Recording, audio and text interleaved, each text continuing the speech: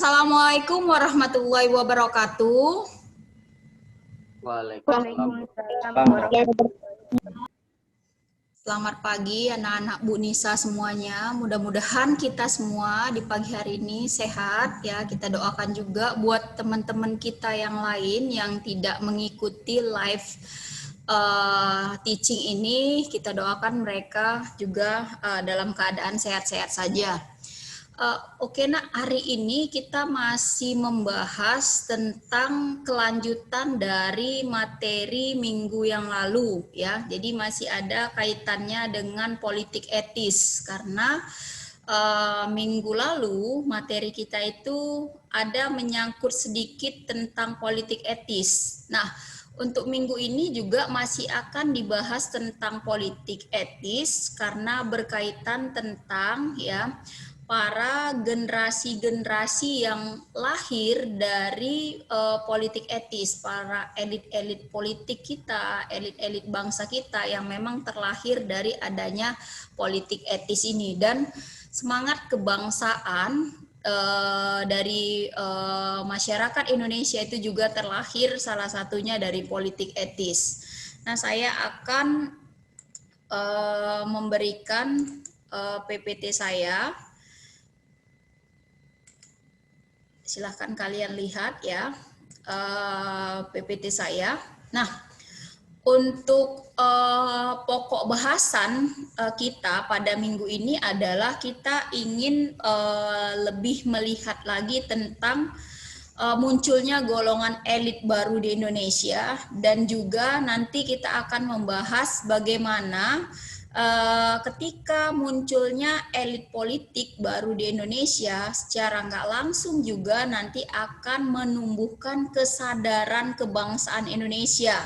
Nah, jadi indikator pembelajaran kita pada hari ini ada 2 saja.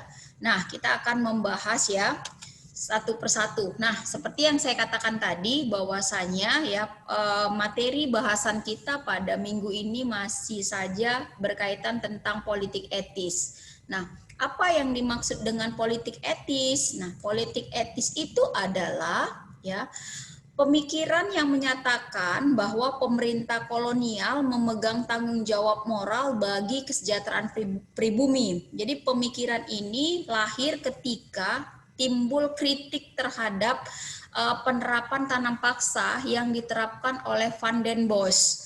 Nah, penerapan tanam paksa yang diterapkan oleh Van den Bosch itu bukan saja menimbulkan kesengsaraan bagi rakyat Indonesia, tetapi menimbulkan kemiskinan terhadap rakyat Indonesia. Karena apa?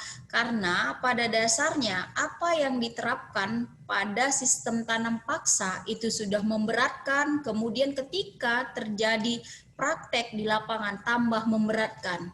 Karena apa? Karena timbul penyelewengan terhadap aturan-aturan tanam paksa ini. Sehingga ketika tanam paksa diberlakukan, nah banyak masyarakat Indonesia yang menderita, dan juga hal ini dilihat oleh para pengamat-pengamat kaum liberal yang berasal dari Belanda sehingga menerapkan kritiknya terhadap kerajaan Belanda. Dalam hal ini nanti Ratu Wilmina itu langsung memberikan mandatnya supaya negara jajahannya itu diberikan keleluasaan dan diberikan penghargaan. Nah, penghargaan itulah nanti yang disebut dengan politik etis, politik balas budi. Nah, bagaimana latar belakang terbentuknya politik etis itu? Jadi, seperti yang saya katakan dari awal, bahwasanya apa latar belakangnya, karena ada sistem pelaksanaan tanam paksa, kemudian rakyat kehilangan hak miliknya, hak milik utama tanahnya. Karena apa? Tanam paksa itu sudah memberatkan, tapi berat lagi ketika diterapkan. Karena apa? Terjadi penyelewengan. Nah, akhirnya karena terjadi penyelewengan tersebut dan penerapan tanam paksa itu sendiri, muncul kritik tadi dari kaum liberal ataupun kaum humanis yang berasal dari Belanda. Nah, maka dari itu akhirnya politik etis ini mulai muncul ya, mulai muncul. Oke, siapa yang menerapkan politik etis ini? Yang menerapkan politik etis ini adalah Van de Venter dengan istilah trias politikanya. Nah, jadi seperti yang saya katakan tadi, Ratu Belanda, Ratu Wilhelmina itu menyatakan bahwasanya apa? Negeri Belanda itu punya kewajiban untuk mengusahakan kemakmuran dari penduduk Hindia. Nah, penyebutan nama Indonesia, Nusantara itu waktu zaman kolonial Belanda masih Hindia, belum ada nama Indonesia waktu itu tercipta. Jadi mereka menyebutkan tanah-tanah jajahan ya, tanah-tanah jajahan Belanda itu dengan sebutan Hindia Belanda. Nah, jadi akhirnya karena pidato dari Ratu Wilhelmina ini muncullah politik etis ini. Ya, muncullah politik etis ini. Nah, kita bisa lihat ketika politik etis ini muncul, ini disambut baik oleh masyarakat Indonesia, tapi bukan sepenuhnya masyarakat Indonesia. Karena apa? Karena pada penerapan politik etis pun itu masih saja terjadi penyimpangan, ya masih saja terjadi penyimpangan. Nah, ada 3 politik etis atau trias Van de Venter isinya. Yang pertama adalah edukasi, ya. Edukasi itu dia menyelenggarakan pendidikan atau yang berkaitan dengan pendidikan. Kemudian yang irigasi, yang kedua, yaitu membangun sarana dan jaringan pengairan. Nah, dan yang ketiga adalah program transmigrasi atau imigrasi, yaitu yang mengorganisasikan perpindahan penduduk, ya. Nah, pada penerapannya itu terjadi penyimpangan-penyimpangan. Kita lihat saja penyimpangan-penyimpangan dari politik etis, mulai dari sarana irigasi. Nah, ternyata pada sarana irigasi pun ya itu yang hanya diairin ataupun yang hanya mendapatkan sarana irigasi itu adalah tanah-tanah yang subur saja dan tanah-tanah perkebunan swasta Belanda. Sedangkan tanah rakyat yang rakyat biasa ataupun rakyat yang jelata yang punya sawah, yang punya kebun itu tidak diairi dengan irigasi ini, dengan sarana irigasi. Ini adalah penyimpangan politik etis di masalah irigasinya, dan ini juga menguntungkan bagi Belanda. Artinya ya ketika politik etis ini terjadi penyimpangan di sistem irigasinya, jadi ini juga masih banyak menguntungkan Belandanya gitu. Nah, pertanyaannya apakah kerajaan Belanda tahu? Tidak.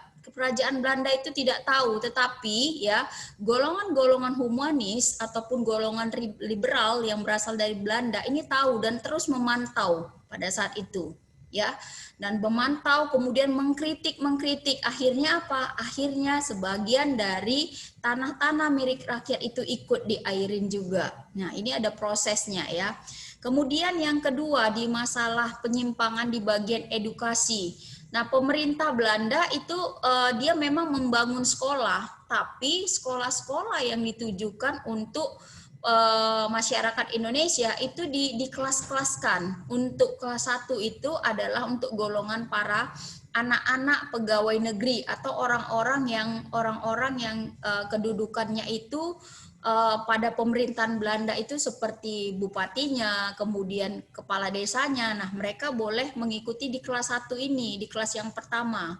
Nah, tapi untuk kelas-kelas 2 ini adalah anak-anak pribumi, di mana apa yang mereka ajarkan, apa yang mereka dapatkan bukan kemampuan untuk membaca, menulis dan segala macamnya, tetapi untuk sekolah kelas 2 ini hanya diajarkan untuk kemampuan keterampilan saja. Misalnya apa? Menjahit, memasak, bagaimana cara memanen, seperti itu.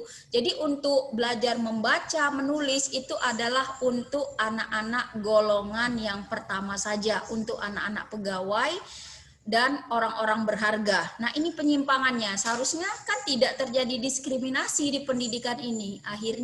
Artinya apa? Setiap masyarakat Indonesia itu berhak mendapatkan pendidikan, tapi terjadi penyimpangan.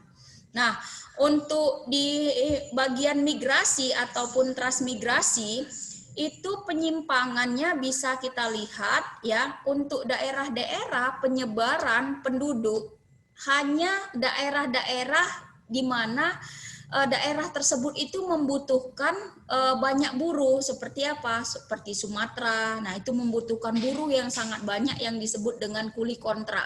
Nah, untuk wilayah Sumatera itu didatangkan banyak sekali kuli kontrak dari Jawa, bahkan dari Tiongkok itu didatangkan ke Sumatera Utara, Sumatera Timur dulu namanya.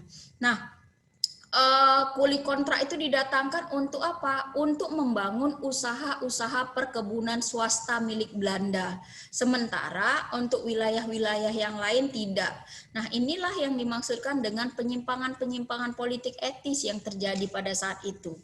Ya. Nah, kemudian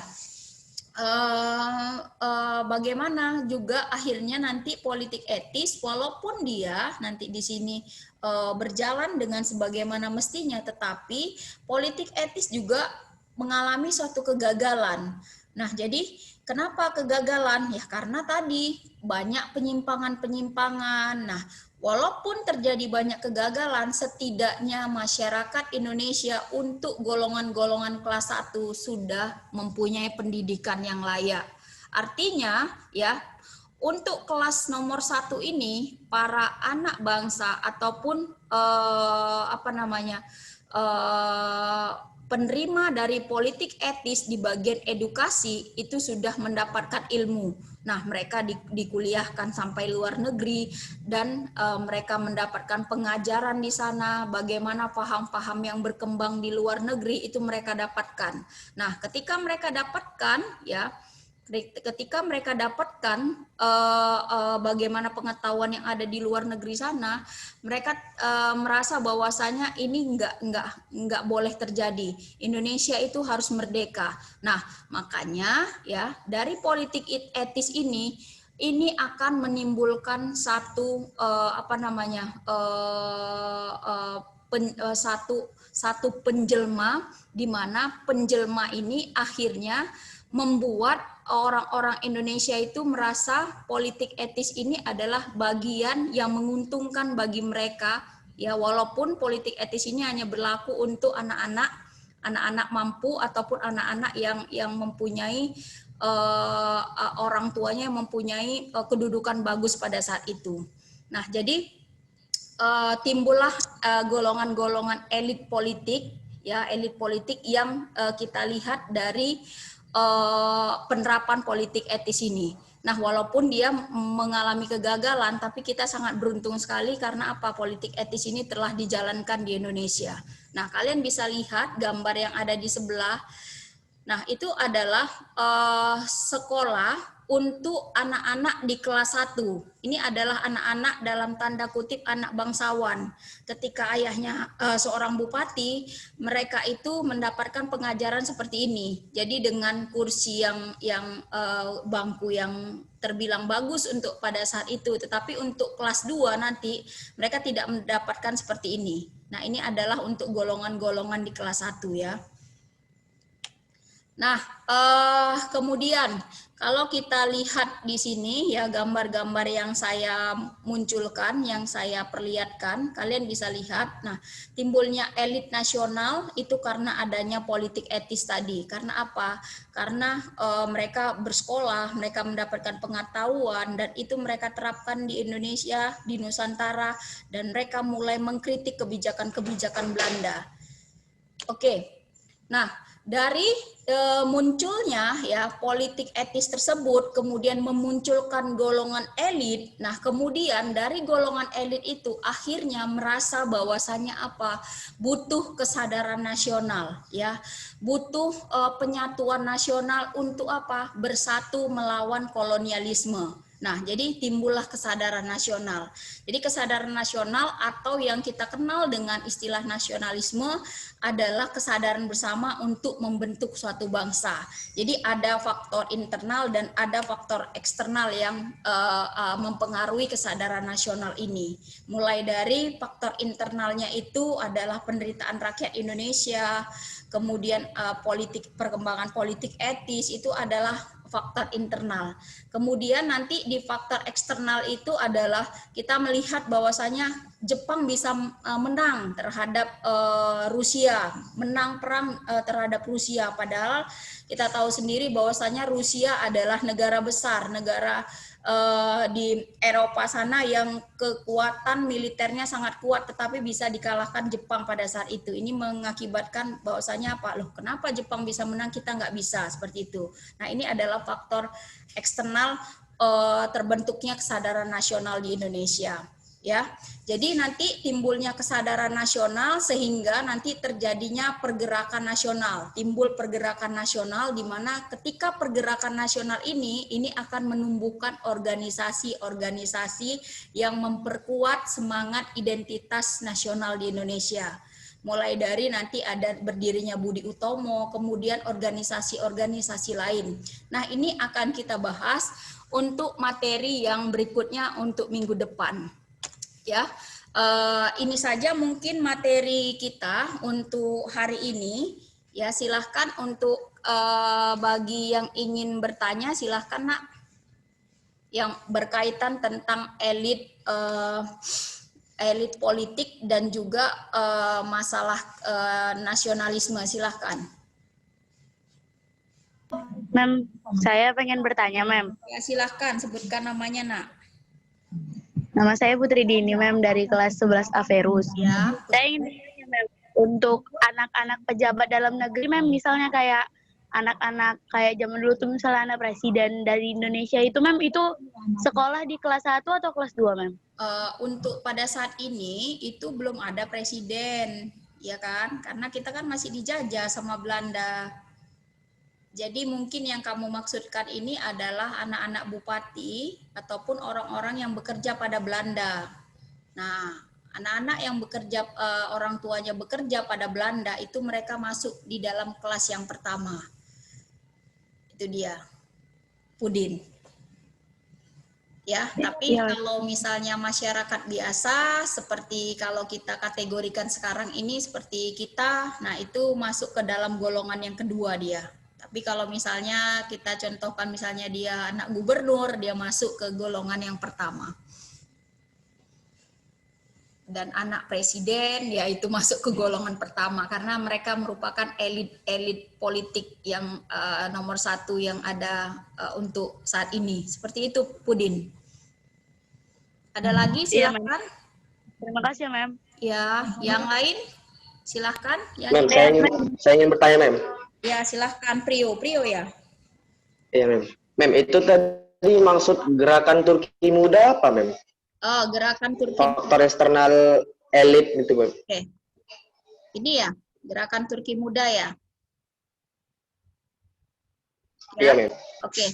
Nah, ini kan ada salah satu faktor eksternal dari gerakan Turki Muda. Nah, gerakan Turki Muda ini adalah gerakan yang dilakoni oleh para pemuda-pemuda yang berasal dari Turki dalam membuat satu penentangan-penentangan kebijakan-kebijakan untuk pemerintahan Turki pada saat itu. Artinya apa? Golongan muda pada saat itu yang ada di Turki itu berperan sangat baik sekali. Nah, itu yang dimaksudkan dengan gerakan Turki Muda yang ada di Turki. Jadi golongan-golongan pemuda yang ada di Indonesia masa kalah. Di Turki aja ya, Turki aja mereka pemudanya bergerak. Masa di Indonesia, di Nusantara tidak. Nah, jadi kemampuan ataupun pengetahuan-pengetahuan yang didapatkan dari luar sana, informasi-informasi yang didapatkan itu dijadikan barometer pemikiran untuk para pemuda-pemuda ataupun elit-elit yang mendapatkan pendidikan pada kelas 1 yang dihasilkan dari politik etis itu gitu. Itu sih, Prio. Oh iya, Mem. Makasih ya, Mem. Gimana? Ada yang lain? Silahkan. yang berkaitan dengan materi kita. Silahkan Nak, ajukan pertanyaannya.